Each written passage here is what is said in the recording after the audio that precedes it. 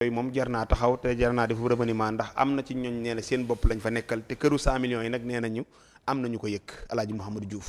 discours premier ministre bi il faut que ñoom mën ko décrypter bu baax mais li may wax rek mooy aujourd'hui un remaniement s'impose, un remaniement ministériel s'impose, et je crois que aussi la refonte de certaines directions aussi s'impose, des changements au niveau aussi de certaines structures que ça soit dans les agences, dans les directions aussi s'impose, parce que ci yenn agences yi ça ne va pas, ci yenn directions yi ça ne va pas, nit ñi lañ fa nekkee seen bopp lañ fa nekkal. On ne voit pas des résultats sur le terrain, mais ñoom dans leur confort personnel vous voyez des résultats pour leur confort personnel. Et li may wax ni ce ne sont pas des paroles en l'air, si Moussa. ñii toog ci direction yi.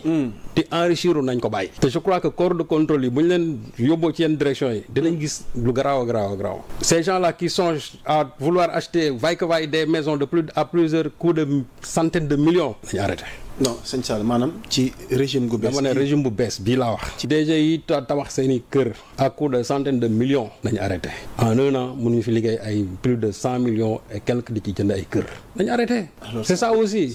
Sénégal moo tuuti boo xamee ni mënoo fee def lu nit dul xam.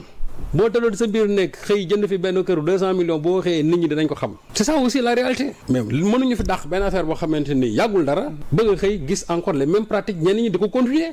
te loolu moom. quand je parle de directeurs généraux yoo xam ne qui sont en train de construire des maisons à des centaines de millions mais loolu am na ci sur le terrain. premier ministre keroog bi muy wax. xam nga des fois dañu wax ju egg dafa ko moom. premier ministre bi muy wax.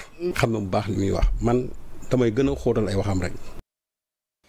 Abdou Lahad Diouf bu sopp li nga xam ne mooy wala bu Solution TV mooy sàkku 200 millions abonnés pour Solution TV jërëjëf incha allah même ñi ci tataay ñu ngi leen di nuyu. am na ku ni ma daal nañ ci boole ñi ci tataay.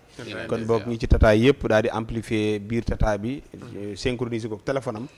tataay ak bus yeeg Njaga Njaay ñëpp ñu ngi leen di nuyu. ak ñi koy seetaan si télé yi. ci télé yi ndax am na benn dëkk bu ne ma ñoom ki yor seen.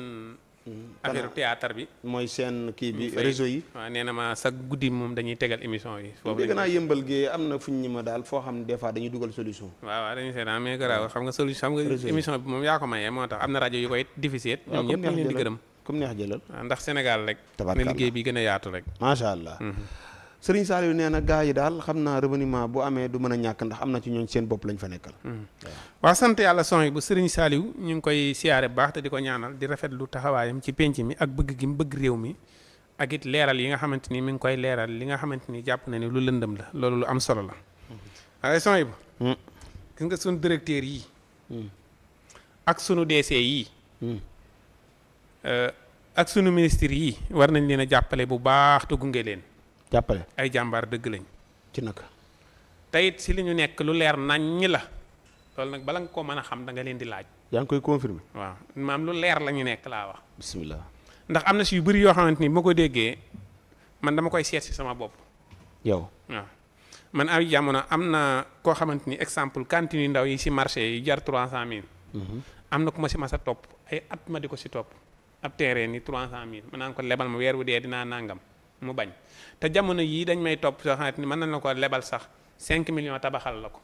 waaw bu ko defee ni wóolu am na si man kóolute bu 5 millions mu lebal mu defar ko ba mu àgg mu jox ma ko.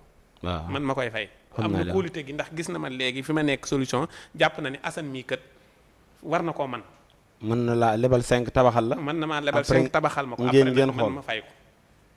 loolu nag li ko waral bokk na si sax réew mi ni muy doxee nii nga gis koo xamante ni gis na ni njiit yi kat njiit yu jub lañ mu mën a yëkkati xaalisam bu bari dugal ko si gouvernement bi xam ne dinañ ko fay. waaw d'accord dëgg léegi nag loolu li ko waral mooy suñ directeur yi suñ DC yi Assane Mesere gis na directeur bii kat fal nañ ko poste bi jàpp na ni poste bii mu nekk de mu war na see man Assane Mesere yor këram këru 100 millions naa ko kaa ma lebal la ko mën na ko lebal.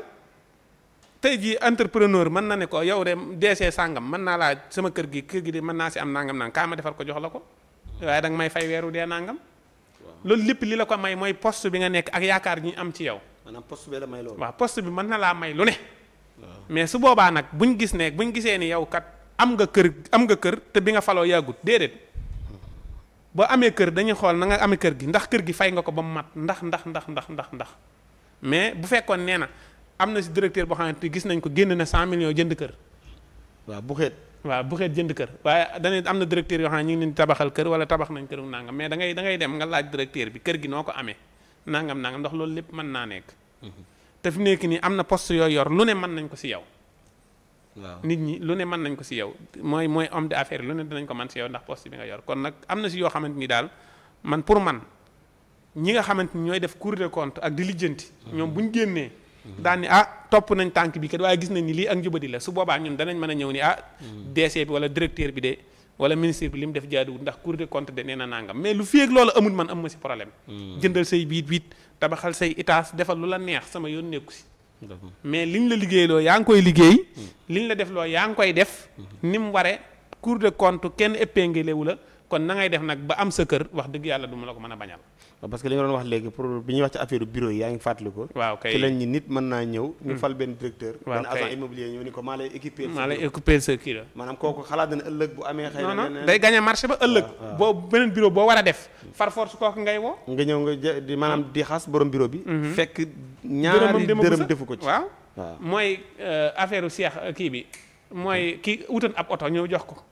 waaw mooy kii Diop. waaw xuma nan dafa li mu wax moom journaliste la Assane am nay xibaar est-ce que li mu wax dafa am ay xibaar yi déggoo ni ma la fu mu ko teg xam nga affaire bi li si nekk li mata moytu man bu doon mën a Assane Mesere waaw dinaa joxe ay tegtal yu leer fu ma mënta tudd tur it waaye gis nga tey ji man xëy naa gis ñuy jël ay directeur di monter seen photo si sëñ Saliou mi naan ñaari ñi lay waxal barke Serigne Bamba ay directeur yoo xam ne ñu ngi si gouvernement bi maanaam directeurs yi ñu mere moom tuddul tur mais gars yi dañuy jël directeurs yi ñu mere di def seeni photo di partager su yàggee directeurs yooyu génn bëgg a génn leeral bu benn directeur leeral directeur bu nekk li nga war a nekk si nga liggéey sa liggéey saa bu la Cour des comptes ñëwee nag ni la yaa def lii nga leeral waaye daal ginnaaw tudd tur bu kenn génn leeral te moom it yu mel nii jar na muy tudd tur man day su ma toppee mbir ba mu leer dinaa tudd tur bu demee si yoon ma wane samay preuve ndax boo waxee ni mboolem kuy ab directeur yaa ngi xool mboolem ay kuy ab DC yaa ngi xool te wax dëgg yàlla daal nañ gën a góorgóorlu te liggéey ay jàmbaar lañ loolu laa gis si ñoom man. d'accord Ndiogou. waaw